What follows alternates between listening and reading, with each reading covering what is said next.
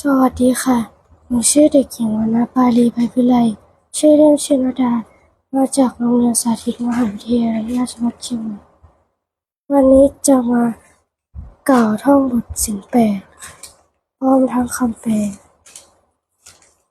ปาณาติปาตา เวรมณีสิกขาปะทังสมาธิยามิ ข้าพเจ้าขอสมาทานซึ่งสิกขาบทคืองดเว้นจากการทำสัตว์ให้ตกล่วงไป อาทินนาทานา เวรมณีสิกขาปะทังสมาธิยามิ ข้าพเจ้าขอสมาทานซึ่งสิกขาบทคืองดเว้นจากการถือเอาของที่เจ้าของไม่ได้ให้ด้วยอาการแห่งขโมย 3. ข้าพเจ้า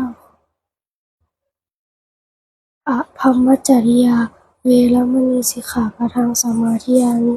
ข้าพเจ้าขอสมาทานซึ่งสิกขาบทคืองดเว้นจากกรรมอันเป็นข้าศึกแก่พรหมจรรย์ มุสาวาทา เวรมณีสิกขาปะทังสมาธิยามิ ข้าพเจ้าขอสมาทานซึ่งสิกขาบทคือ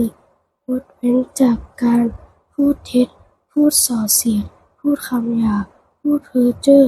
สุราเมรยมัชฌัปปมาทัฏฐานา เวรมณีสิกขาปะทังสมาธิยามิ ข้าพเจ้าขอสมาทานซึ่งสิกขาบทคืองดเว้นจากการดื่มสุราและยาเสพติดอันเป็นข้าศึกแก่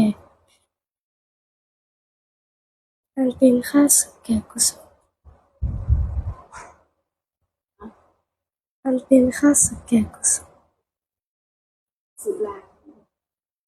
สุราระยะมัชฌัปปมาทัฏฐานา เวรมณีสิกขาปะทังสมาธิยามิ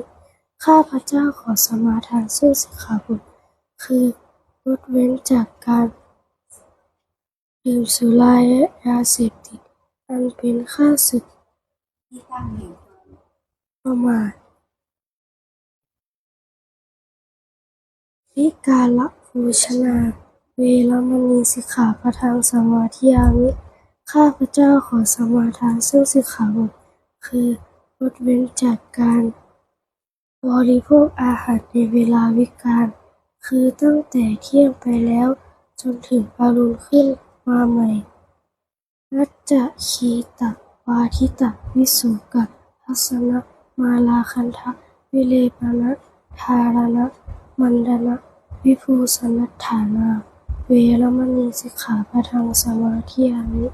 ข้าพเจ้าขอสมาทานซึ่งสิกขาบทคืองดเว้นจากการฟ้อนรำขับร้องประโคมดนตรีและดูการละเล่นต่างๆอันเป็นข้าศึกแก่กุศลและรูปลายทับสูงแต่งกายด้วยระเบียบหอมอุจจาสยนะมหาสยนา เวรมณีสิกขาปะทังสมาธิยามิ ข้าพเจ้าขอสมาทานซึ่งสิกขาบทคืองดเว้นจากการนอนบนที่นอนส